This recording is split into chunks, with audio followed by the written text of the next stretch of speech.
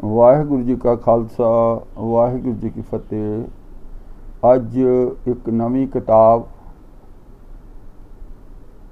उसकी असी विचार करांगे जिसका भी नाम बहुत वड्डा है और बहुत देर तो मैं इसनूं पढ़ना चाहता सी, हुणे मेरे हथ लगी है।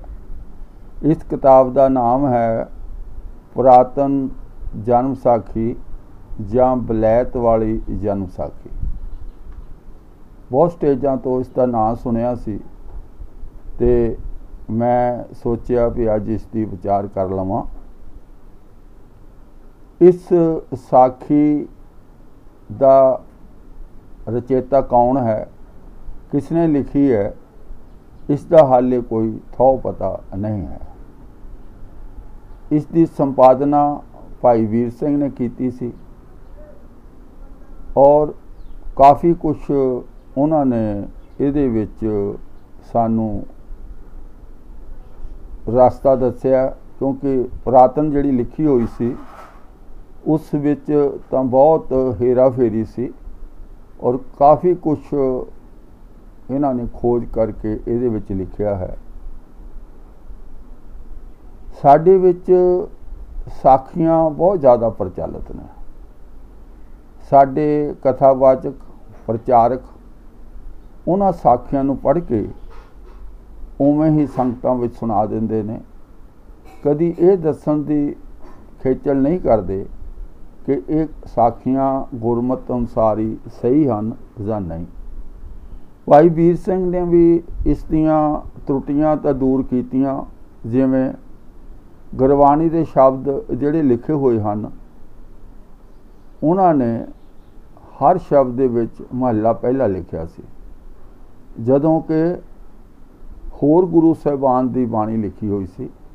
इहदी सुधाई भाई वीर सिंह ने की है। जिथे जिथे महला दूजा तीजा चौथा पंजवें पातशाह की बाणी लिखी गई है उहदे उत्ते महला उन्होंने बदल दिता।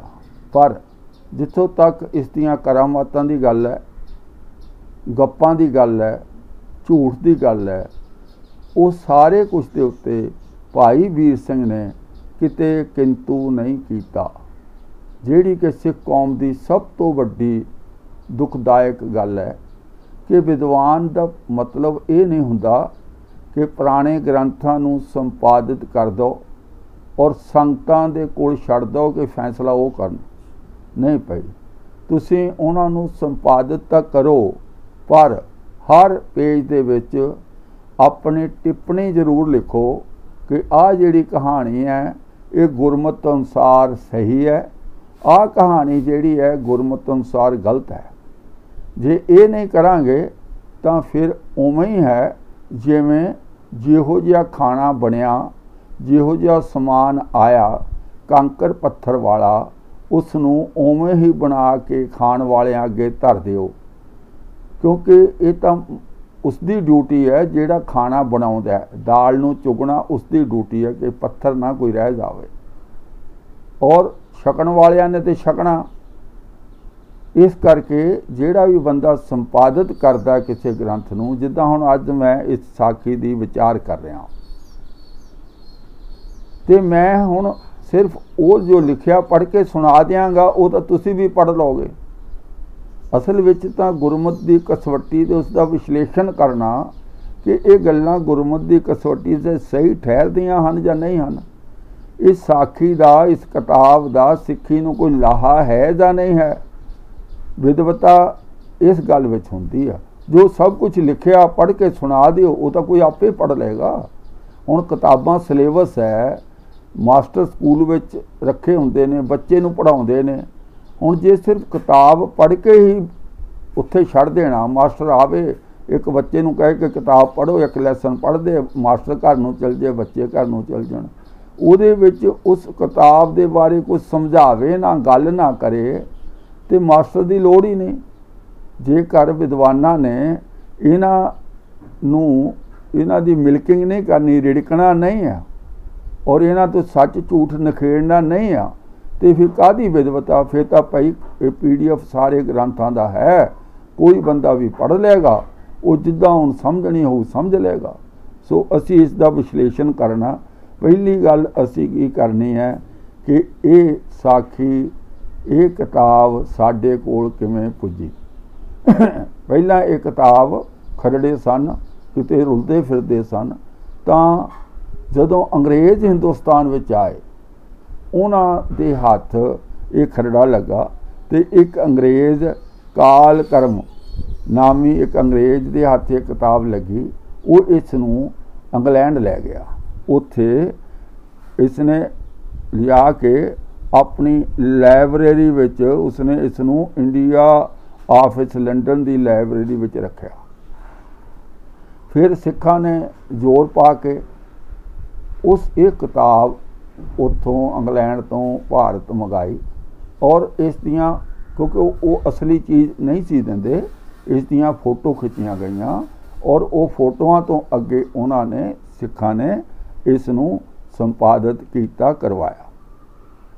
तो इस दी जो लिखण दा समा लिखी गुरु नानक देव पातशाह दे जीवन उत्ते है, पर ये उस समय नहीं लिखी गई। उसका कारण सानू किवें पता लगता है कि इस किताब दे विच दूजे पातशाह की बाणी भी लिखी हुई है, तीजे पातशाह की बाणी भी लिखी हुई है, चौथे ते पंजवें पातशाह की बाणी लिखी हुई है। सो इतों सीधा सिद्ध हो गया कि जिस लिखारी ने भी एक किताब लिखी है जिसनों पुरातन कहंदे, पुरातन तो ये कुछ नहीं, ना रख देना। जिमें तत खालसा ते बंदई खालसा, असल में जिहड़ा तत खालसा सी वो सरकारी खालसा सी। अज सिखां नूं भावें गुस्सा लगे, जदों तुसीं पड़चोल करके देखोगे जिहड़ा तत खालसा सी उस समय की सरकार नाल मिल के उत्थे अहुदे लैंदा रहा, और जिहड़ा बंदई खालसा सी बाबा बंदा सिंह बहादुर दे साथी सन, वो छातियां डाह के अगे लड़ते सन, उन्होंने शहीदियां प्राप्त कीतियां। और जिहड़े तत खालसा वाले सन कान सिंह विनोद सिंह अर्गे, उन्होंने सरकारी अहुदे लए सन। सो ना उल्टा रख दिता, इसनूं पुरातन जन साखी कहा, पर पुरातनता इहदे विच कोई नहीं है, क्योंकि इहदे विच हौली हौली इसका लिखण काल 1635 ईस्वी के लागे चागे बनता। पर जो होर डूंगी खोज करिए, इस साखी दे विच वाहिगुरू जी की फतेह लिखिया। पहली गल तो वाहिगुरू शब्द गुरु नानक पातशाह के टाइम है नहीं सी। हर साखी के अखीर विच लिखिया बोलो जी वाहिगुरू। इहदा मतलब ये साखियां उदों लिखियां गईयां जदों पट्टां दे सवैयां दे विच गुरु ग्रंथ साहब दे विच वाहिगुरू शब्द आ चुका सी। और वाहिगुरू जी की फतेह लिखिया, इहदा मतलब ये होया कि 1699 ईस्वी तो बाद विच ये साखी लिखी गई। कोई वाहिगुरू जी की फतेह उदों पहलां प्रचलित नहीं सी। सो इस तरह करके ये साखी का जिहड़ा कोई पुरातनता इत्थों समझ आउंदी है। ये साखी का एक खरड़ा सी और दूजा खरड़ा प्रोफैसर गुरमुख सिंह जिहड़े सिख सभा लहर के मोढियां विचों सन, उन्होंने हाफजाबाद विचों मिलिया सी। इन्हां दोनों का मिलान करके जिहड़ा अज सानू ये पुरातन जन साखी मिलती है, जिहड़ी वलैत वाली जन साखी भी जिसनों कहा जाता है, वो इन्हां दोनों नूं मिला के उत्थों उन्होंने इसका जो संपादना की है। हुण इस किताब विच है कि ना वड्डा और दर्शन छोटा है, सुनो किवें करामाता ना भरी हुई है।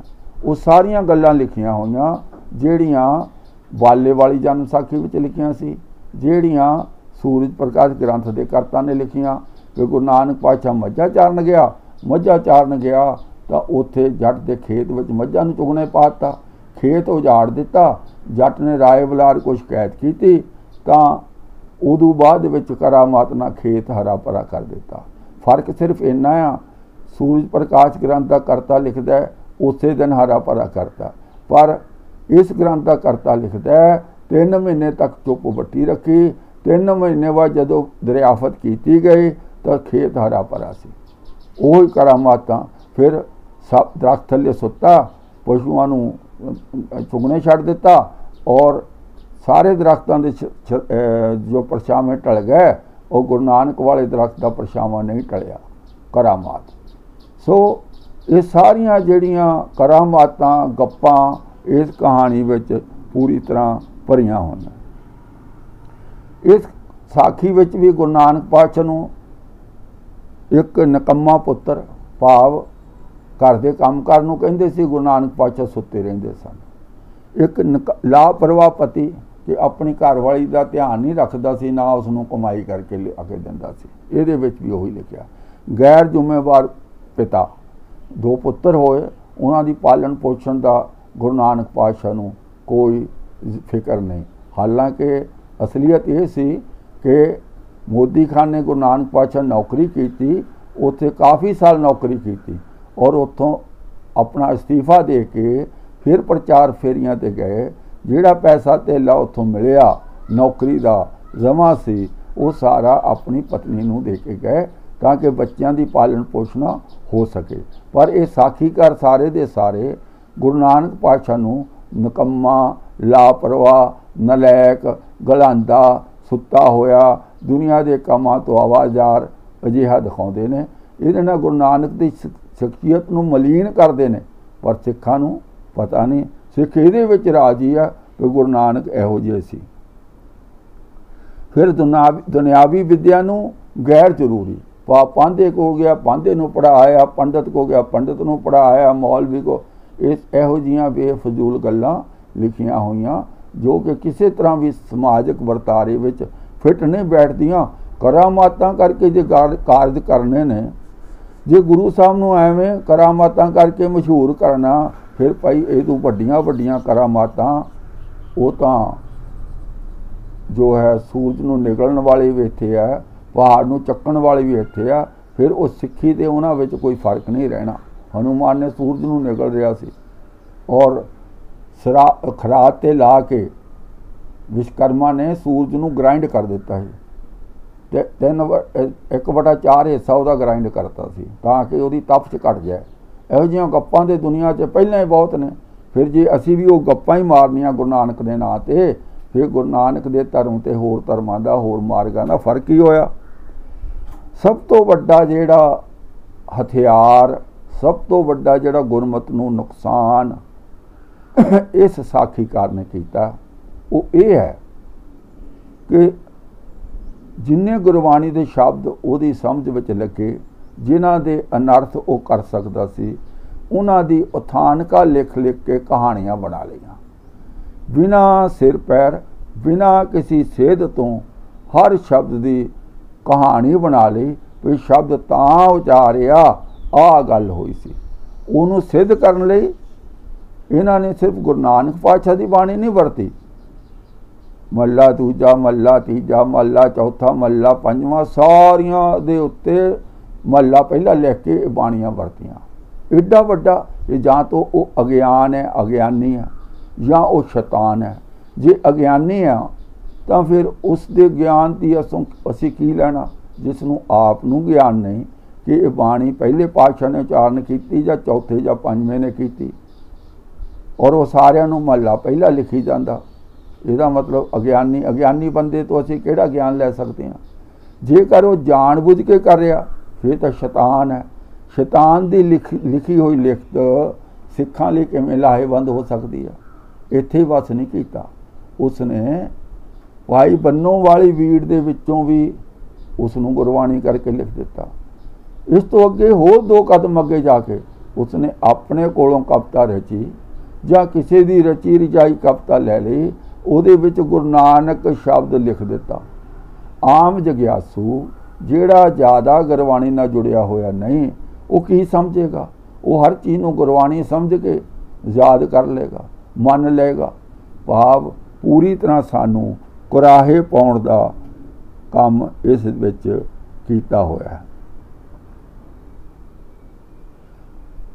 अज जिहड़ी असीं हुण विचार करनी आ, वो एक साखी इहदे विचों विचारांगे। साखी नंबर है 47 है। इस दे पन्ना नंबर 165 ते लिखी हुई है। ये सिंगला दीप की साखी है। इस साखी दे विच ये लिखारी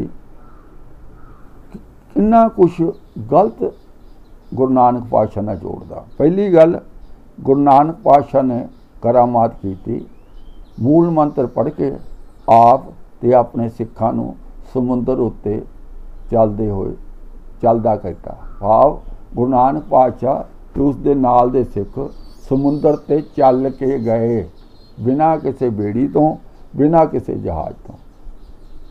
अगों सुक्के बाग नूं हरा करना। एक बाग सुक्का होया सी सिंगला दीप विच, राजा शिवनाभ दा, उसनूं हरा कर दिता। अगे पद्मनिया दा नाच, खूबसूरत औरतां दा नाच गुरु नानक पातशाह ने देखिया। ये भी इहदे विच है। कवि संतोख सिंह तां बहुत वधा चढ़ा के लिखदा है। वो तां इहो जिहा बनदा है कि जिहड़ा मुजरा हुंदा ना, उस तो भी वध के गुरु नानक पातशाह नूं दिखा दिंदा। ये साखीकार ने इशारे मत सब कुछ कीता। अगे असीं हूबहू साखी पढ़ांगे। अगे गुरु नानक पातशाह राजा शिवनाभ दे कनेड़ी चढ़ के, पिठ ते चढ़ के जाते हैं उस बाग चों राजे दे महल तक। मतलब इहो जिहियां हल्कियां कहानियां गुरु नानक पातशाह नाल जोड़ दित्तियां। राजे शिवनाभ नूं अपने राज दे 12 सालां दे पुत्तर, अपने 12 साल दे पुत्तर नूं कतल करन लई मजबूर करना। गुरु नानक पातशाह ने कहा कि मैं मीट खाना। वो कहते मीट मिल जाएगा। वो कहते नहीं बंदे का खाना। कहते बंदे का मिल जाएगा। नहीं नहीं नहीं, एक 12 साल का बच्चा जोड़ा राजे का होवे। अगे असीं कहानी पढ़ांगे। राजे तो उसके पुत्र का मीट बनवा के उसनूं खाण लई कहना, राजे के पुत्र नूं जिउंदा कर देना, आप उत्थों अलोप हो जाना। सो आओ हुण असीं पढ़ते हैं कि जिहड़ी है कहानी किवें शुरू होंदी है। शिवनाभ प्राण संगली। तब सिंगला दीप की सुरत होई। भाव गुरु नानक पातशाह सिंगला दीप नूं चले। जाए समुंदर असगाह विच खड़े होए। बहुत डूंगा समुंदर सी, उहदे जाके खड़े हो गए। तब बाबे आख्या, यह असगाह समुंदर क्यों कर तरीए। अपने नाल दे सिखां नूं पुछया भी इहनूं किदां तरीए लंघी है। तदों सिखां बेनती कीती। किहड़े किहड़ा सिख सी सुनो। हुण ना तो भाई इत्थे मरदाने का जिक्र है, ना भाई बाले का जिक्र है। सुनो। सैदो अते सीहो आख्या, जी तेरे हुक्म नाल पहाड़ तरन। गुरु नानक पातशाह ने कहा भी तुहाडा ही हुक्म चलदा, उन्हें पहाड़ तर सकदे, असीं तां बंदे बड़े हल्के हाँ। तब गुरु बोलिया, आख्योस जे ये श्लोक पढ़ते आवो। केड़ा। एक ओंकार सतनाम करता पुरख निरभौ निर्वैर अकाल मूरत अजुनी सहबं गुर प्रसाद।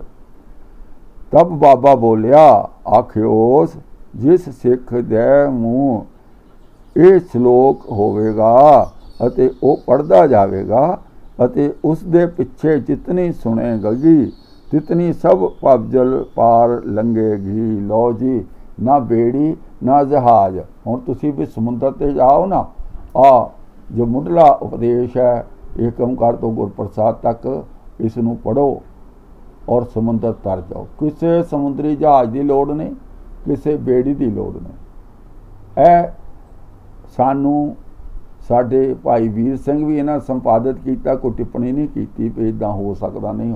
मतलब वो सब कुछ इदां मन्नी जाते, जो कुछ मर्जी साडे अगे परोस दिता, अगे सिखां दी मर्जी, जो जानना जानन, ना जानना ना जानन। गुरु नानक पातशाह दे नाम नाल ये साखी जोड़ी गई है। पुरातन जन साखी, वलैत वाली जन साखी और मूल मुढ़ले मंत्र का मुढ़ले उपदेश का पाठ करके और जोड़ा समुंदर के उत्ते चलन लग गया। तब सिख पैरी पै आख्यो न, जिसनूं तुध पावे तिसनूं पार उतार। तदों पार गए। सिंगला दीप शिवनाभ राजे कह गया। राजे के बाग बसेरा किया समुंदर के पार। तब राजे शिवनाभ का 9 लखा बाग सुक्का पया था, सो हरिया होया। सुक्का बाग हरिया हो गया। पहली गल यह है भी बाग सारा कदी सुखदा नहीं। बाग दे विच 1 2 4 5 7 दरख्त सुख जाते, पर इन्हां पर सुक्का ही बाग सारे नूं कर दिता। तो भोलिओ जो बाग सुक्का सी ते ओहदा माली उत्थे की करन नूं बैठा सी। ਬਈ ਮਾਲੀ ਤਾਂ ਉੱਥੇ ਹੁੰਦਾ ਵੀ ਬਾਗ ਨੂੰ ਪਾਣੀ ਪਾਉਣਾ, ਬਾਗ ਨੂੰ ਫਲ ਫਰੂਟ ਕੋਈ ਲੱਗੇਗਾ। ਸੁੱਕੇ ਬਾਗ 'ਚ ਮਾਲੀ ਬਿਠਾਤਾ, ਕਹਾਣੀ ਬਣਾਉਣੀ ਨਾ। ਸੋ ਸੁੱਕਾ ਬਾਗ ਹਰਿਆ ਹੋ ਗਿਆ।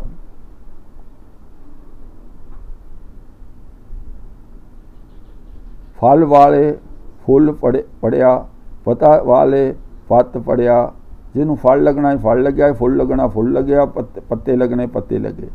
फल वाले फुल पड़िया। तब मगोर बागवान देखे तां बाग वर्षा का सूखा पड़िया था, सो हरिया हुआ है। तदों बोर जाए खबर राजे शिवनाव पास कीतियोस। आखियोस जी बाहर आओ, एक फकीर के बैठने नाल बाग हरिया हुआ है। तब राजे शिवनाव चेरियां भेजियां, पद्मनियां सोहनियां स्त्रियां भेजियां। पद्मनियां आए निरत लागियां करन, अनेक राग रंग कीते। तब बाबा बोलियो नहीं, ध्यान विच ही रहा। चलो इत्थे घट्टो घट्ट बाबे की बेइज्जती नहीं की। जिहड़ा कवि संतोख सिंह है ਉਹ ਤਾਂ ਬਾਬੇ ਦੇ ਨਾਲ ਉਹਨਾਂ ਔਰਤਾਂ ਨੂੰ ਅਸ਼ਲੀਲ ਹਰਕਤਾਂ ਕਰਦਾ ਹੋਇਆ ਦਿਖਾਉਂਦਾ, ਅਸ਼ਲੀਲ ਬੋਲਦਿਆਂ ਦਿਖਾਉਂਦਾ।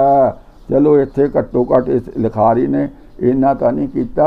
ਉਹ ਸੰਤੋਖ ਸਿੰਘ ਦੀ ਵੀ ਜੜ ਇਸੇ ਗ੍ਰੰਥੋਂ ਨਹੀਂ, ਇਹ ਦੱਸਣਾ ਨਾ ਇੱਥੋਂ ਦੇਖ ਕੇ ਲਿਖਿਆ। ਇਹ ਜੜ੍ਹਾਂ ਨੇ ਸਾਡੇ ਜ਼ਹਿਰੀਲੇ ਦਰਖਤਾਂ ਦੀਆਂ। शिवनाव चेरियां भेजियां, पद्मनियां आए निरत लगियां करन, अनेक राग रंग कीते। तब बाबा बोलियो नहीं, ध्यान विच ही रहा। तब पिछों राजा शिवनाव आया, आए के लगा पुछण। आखियोस गोसाई तेरा नाम क्या है, कवन जात है, तुम जोगी हो, कृपा करिए तां भीतर महली चलो। तब बाबा बोलिया, शब्द राग मारू विच गुरबाणी दे अनेकां शब्द इन्हां ने अगे लिख दिते आ। जिवें पिक्चरां दे विच नहीं हुंदा भी पिक्चर की कहानी जां पिक्चर चल रही है, विच गाना 5-7 गाने हुंदे आ भी थोड़ा पिक्चर रोचक हो जाए, सोहनी लगे, इंटरटेनमेंट वधिया होवे। पर इन्हां ने तां ਜਿਹੜੀ ਗੁਰਬਾਣੀ ਦੇ ਸ਼ਬਦਾਂ ਤੋਂ ਪਹਿਲਾਂ ਕਹਾਣੀਆਂ ਬਣਾ ਲਈਆਂ ਤੇ ਸ਼ਬਦ ਨੂੰ ਉੱਥੇ ਟੁਕਮਾ ਕਰ ਦਿੱਤਾ। ਪਹਿਲੇ ਸ਼ਬਦ ਦੇ ਅਰਥ ਪਤਾ ਮਾੜੇ ਮੋਟੇ ਉਲਟੇ ਸਿੱਧੇ ਕੀਤੇ ਆ, ਉਹ ਤੋਂ ਕਹਾਣੀ ਬਣਾ ਕੇ ਉਹਨਾਂ ਨੇ ਅੱਗੇ ਜਿਹੜਾ ਹੈ ਇਹ ਸ਼ਬਦ ਜੋੜ ਦਿੱਤਾ।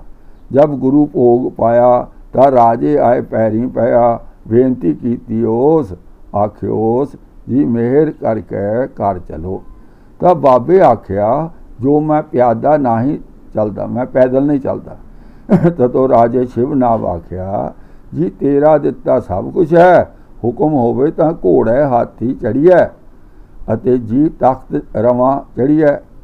तब गुरु बाबे आख्या, जो हो राजा असी मनुख की असवारी करते हैं। वो कहते तख्त रथ ते हाथी ते घोड़े ते मैं नहीं चढ़दा, असीं तां मनुख की सवारी करते हैं। तब राजे आख्या, जी मनुख भी बहुत हैं, चढ़ चलिए। तब बाबे आख्या, हे राजा वो मनुख होवे जो राजकुमार होवे अते नगर दा राजा होवे। सीधी गल करो भाई तेरे उत्ते चढ़ के जाना, नगर दा राजा होवे, तिसकी पिठ उपर चढ़ा। तब राजे आख्या, पातशाह जी तेरा कीता राजा मैं हाँ, चढ़ चलिए। तब बाबा राजे की पिठ उपर चढ़िया। तब लोग लगे हसन, जे राजा कमला हुआ है। तब चढ़ कर गया जाए बैठा। आ देख लो साडे गुरु नानक पातशाह नूं जिहड़े सुत्ती हुई खलकत नूं दुनिया नूं जगाउण आए सी और ये होका देण आए सी, हमेशा जागते रहो, सतर्क रहो। उस गुरु नानक पातशाह नूं औंधू जिहा भौंधू जिहा बना के, जिवें सदा नहीं बोलते होंगे बच्चे पे, मैं तो ऐ करनी चाहिए करनी पे आ चाहिए, तेरी पिठ तेरी कनेड़ी चढ़ के जाना। राजे की कनेड़ी चढ़ के गुरु नानक पातशाह उहदे महलों विच गए। तब राणी चंद्रकला अते राजा शिवनाव हथ जोड़ खड़े होए, लगे बेनती करन जे जी प्रसाद दा हुक्म होवे। तदों बाबे आख्या, जो हमारे वर्त है, मैं तो वर्त रखा होया, सिक्खी विच वर्त कोई है ही नहीं, पर गुरु नानक पातशाह नूं वर्त भी रखा दिता। तब राजे आख्या, जी साडा भला क्यों कर होवे, तब गुरु आख्या जो मनुष्य का मांस होवे मैं बकरे या मुर्गे या मच्छी का मांस नहीं खाना, मैनू किसी मनुख का मांस चाहिए आदमी मार के खुआओ। ए गुरु नानक पातशाह कहणगे तां किहड़ियां गल्लां यार। पता नहीं साडे विद्वान क्यों नहीं स्पष्ट करते भी यार ये फजूल दियां गल्लां लिखियां होईयां। भाई वीर सिंह ने इत्ते कोई किंतु नहीं कीता, ये लिख देना वो जी टेस्ट सी इम्तिहान सी यार, बंदे नूं मार के मीट बनाउणा ओहदा इम्तिहान, ये किहड़ा इम्तिहान है? ये तो सानू उल्लू जुल्लू बनाने लई कि अज बाबे इदां कहण उन्हां दा हुक्म मन्नी जाओ। देखो आ कहानियां सुणाउणियां, देखो गुरु नानक पातशाह दा हुक्म बादशाह शिवनाब ने मन्निया, सिंगलादीप दे राजे ने और रब गुरु साहब ने किन्नी बख्शिश की, मेहर की। ये कहानियां सुना के सानू लुट्टण लई ये सब कुछ लिखिया गया। और जिन्ने बाबे डेराबाद है इन्हां कहानियां दा सहारा लेंदे ने। और देखो जी गुरु नानक पातशाह इदां करदे सी, असीं कर लिया फिर की आ। सुनो, तब राजे शिवनाब आख्या जी तेरा सदका आदमी भी बहुत है ना। तब बाबे आख्या हे राजा वो आदमी होवे जो राजे दे घर पुत्र होवे अते राजकुमार होवे अते 12 वर्षां दा होवे। शर्तां रख दित्तियां बंदे दा मांस खाना, वो जिहड़ा बंदा वो राजे दा पुत्र होवे, राजकुमार होवे, उहदी उम्र 12 सालां दी होवे, तिस दा मांस आहार करां।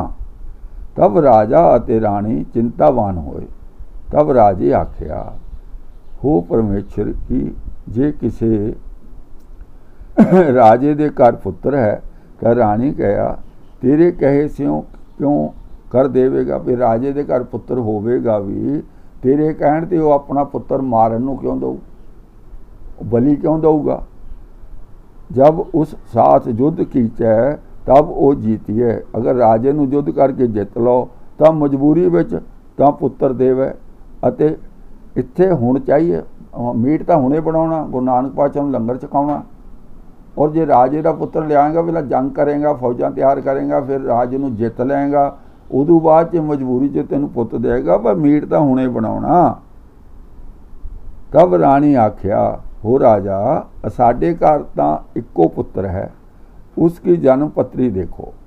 तब जन्म पत्री देखी, जद देखण तां 12 वर्षां का होया है, राजे का पुत्र 12 सालां दा होया सी।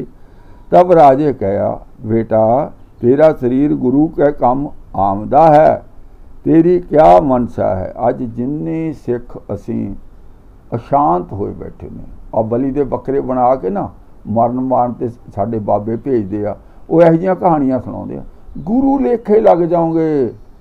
ए गुरु ने तुहानूं सेवा बख्शी है। गरीब मापियां दे पुत्र बाहर कमाउण लई गए, उधर जिहड़े शैतान बाबे ने, शैतान लीडर ने, उन्हां नूं मौत दे मूँह तक दिंदे ने, उन्हां तो दंगे फसाद कराउंदे ने, उन्हां तो लोकां नूं मरवाउंदे ने।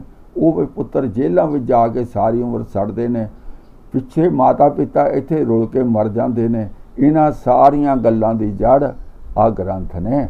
क्यों कि गुरु की खुशी प्राप्त करने लई बंदा सारा कुछ अपने दिमाग नूं ताले ला के काम करदा है। तर पुत्र नूं पुछया कि भाई तां लड़का बोलिया पिता जी इस तो क्या भला है, इस तो चंगी गल केड़ी है जो मेरा शरीर गुरु के काम आवे।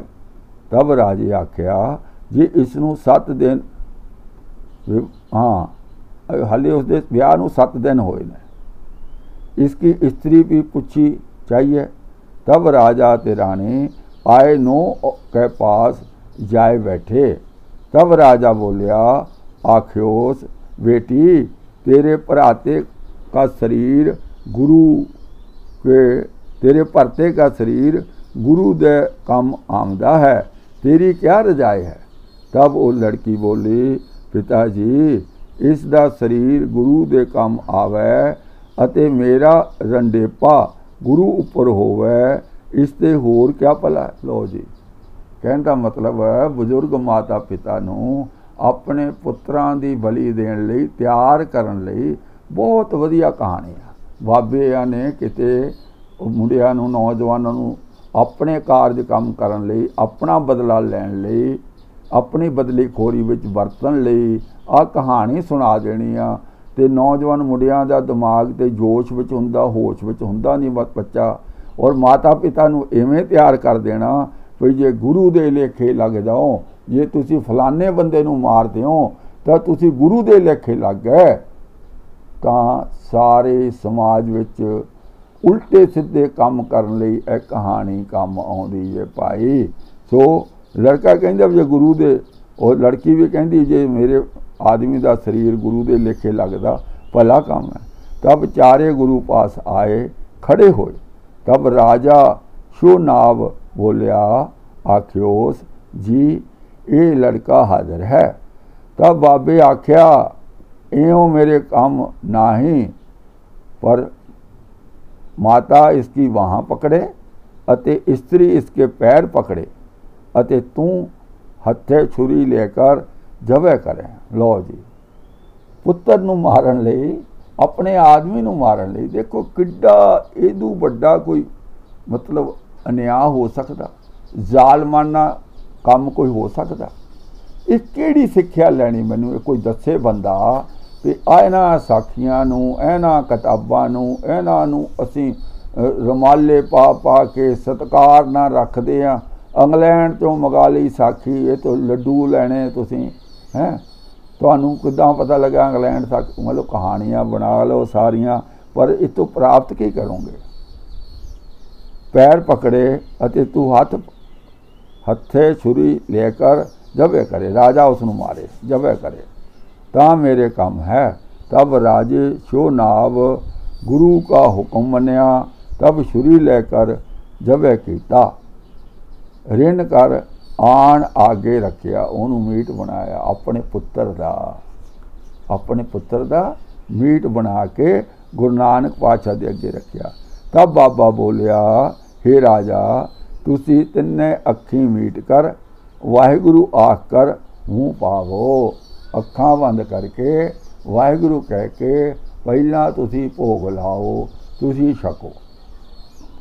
तब रानी अते राजे की नूं तिहां अखी मीटियां वाहिगुरु करके जा मूँह पाया, तां चारे बैठे हैं। जा अखा मीटियां तो चारे बैठे किदां हो गए, अखा खोलन का लिखा ही नहीं। चलो अखा खोलियां मूँह च पा के चारे बैठे हैं, पर जा अखी खोलन तां गुरु बाबा नहीं, पाव लड़का जींदा हो गया। गुरु नानक पातशाह उत्थों सुपन हो गए। तब राजा व्याकुल हो गया, उद्यान पकड़ियोस, पैरां ते उबाहना, सिर ते नंगा, गुरु गुरु करदा फिरे। तब 12 महीनों पिछे आए दर्शन दितोस। 12 महीने वो बेचारा जंगल च घूमता रहा, 12 महीनों बाद गुरु ने दर्शन दितोस। चारनी लायोस, जन्म मरण राजे शोनाब का कटिया, सिख हुआ सैदों जट जात घेव पौल। हुण इहदे नाल सैदों जट सी ना, तो घेहो पौल हुक्म नाल दित्ती, सारा सिंगला दीप सिख होया। गुरु गुरु लगा जपन, सारा खंड बख्शिया। राजे शिवनाब के पिछे बोलो जी वाहिगुरु। हुण इस कहानी नूं जे असीं समझीए, हुण अखीर विच लिखिया सारा सिंगला दीप सिख बन गया। हुण जे सारा सिंगला दीप सिख बन गया, हुण कित्थे आओ इहो जिहा कोई दीप सिंगला दीप जिथे सिख होण। सारे ना सी अद्धे, अद्धे ना सी पचद्धे, 25वां हिस्सा 10वां हिस्सा कहानियाँ गप गपौड़ लिख के साखियाँ किताबां बड़े बड़े ग्रंथ साडे सिर पाए। आ उहदा हल है। इहदे विचों लभा की सानूं भई मुढ़ले उपदेश एकम कर तो लैके गुरप्रसाद तक तुसीं बाणी पढ़ो और समुद्र ते चलते जाओ। समुद्र धरती बन जाओ, बेड़ी दी जहाज की कोई लोड़ नहीं। फिर सुक्का बाग हरा कर दो, फिर राजे की पिठ ते चढ़ के जाओ। गुरु नानक पातशाह किद्दां सानू मतलब इन्ना जलील करते हैं सानू सिख धर्म नूं, पर क्योंकि साडे प्रचारकां ने दसना ही नहीं भी गलत है। दसना ही नहीं भी साडे दुश्मनां ने लिखिया होया, किसी सिख दा लिखिया होया ये नहीं है। फिर अगों पुत्र नूं मारना, मीट बनाउणा, फिर जींदा कर देना। जे आह ही गुरु नानक दा धर्म है तो मैं कहांगा सनातन धर्म पिछले धर्म विच क्या तकलीफ सी, उहदे विच किहड़ा भैड़ सी जिहड़ा ऐदों वड्डा सी। पुत्र दा कटवा के मांस खाना, फिर उसनूं जिउंदा करना, इस तो वड्डा भैड़ा काम मनमत होर किहड़ी सी वो पिछले धर्म विच, जिथों गुरु नानक पातशाह ने 10 गुरु साहिबान ने सानूं कढिया सी। इस तरह करके मैं ज़्यादा नहीं कहता, ये साखी मैं सारी पढ़ी है, इहदे विच कोई काम दी गल नहीं। कोई जे किते लभ है ना, एक साखी ठीक आउंदी है पर वो भी नकली है। वो काम की गल की है, दुनी चंद के नाल जोड़ के साखी लिखी है। दुनी चंद ने अपने प्यो का श्राद्ध कराया और गुरु नानक पातशाह उत्थे गए, इन्होंने भी न्योंदा दिता और गुरु नानक पातशाह ने उन्होंने कहा भी तू काहदे निमित्त कीता? कहंदे जी मेरे प्यो का श्राद्ध है। वो कहंदा तेरा प्यो तो फलानी पहाड़ी दे विच 3 दिन का भुखा बैठा, बघियाड़ बनया होया। उत्थे दुनी चंद गया और जाके कहंदे वो बंदा बन जाएगा। उत्थे नमस्कार की और फिर दस कहानी अगे जोड़ी आ भी वो बघियाड़ क्यों बनया। उत्थे एक नुकता माड़ा जिहा आउंदा भी ये अगे किते पहुँचता नहीं, पर वो कहानी सारी वो भी नकली है। बघियाड़ बोलण लग गया और गुरु नानक को पता वो बघियाड़ बनया बैठा। घट्टो घट्ट वो साखी तो सिख लैन भी सिखां ने श्राद्ध नहीं कराने, इन्नी गल लै लैन ना भी घट्टो इन्नी सिक्ख्या भी गुरु नानक पातशाह कहंदे सी अगे भोजन मिलदा नहीं, पर वो तो असीं लिया ही नहीं, वो तो असीं 5 सिखां नूं भोजन छकाउणा। तो इस तरह करके सिक्खी नूं गुरबाणी नालों तोड़ के जिहड़ी दूजे तीजे चौथे 5वें पातशाह की बाणी दे नाल एक महला पहला लिख के और लिख रहे हैं इतिहास गुरु नानक पातशाह का और शब्द वरत रहे ने अगों होए गुरुआं दे, वो तो सिद्ध होंदा है कि ये दाल काली नहीं, ये दाल च काला नहीं है, ये दाल ही काली है। ये सारियां कहानियां, ये सारियां साखियां, ये सारी किताबां मनोकल्पित हैं। सिर्फ तो सिर्फ एक साडे को है गुरु ग्रंथ साहब जी। जे उसकी बाणी नूं पढ़ के समझ के असी जीवन उस संसारी कर लईए तां जीवन का पार उतारा। नहीं तो ਜਿਹੜੇ ग्रंथ नूं मैं हथ लाउणा, ਜਿਹੜੀ किताब नूं हथ लाउणा विचों कोले खे सुआ यही कुछ निकलदा। गुरमत दे नां दी कोई चीज़ नहीं है। आओ अज दी विचार असी इत्थे समाप्त करते हैं।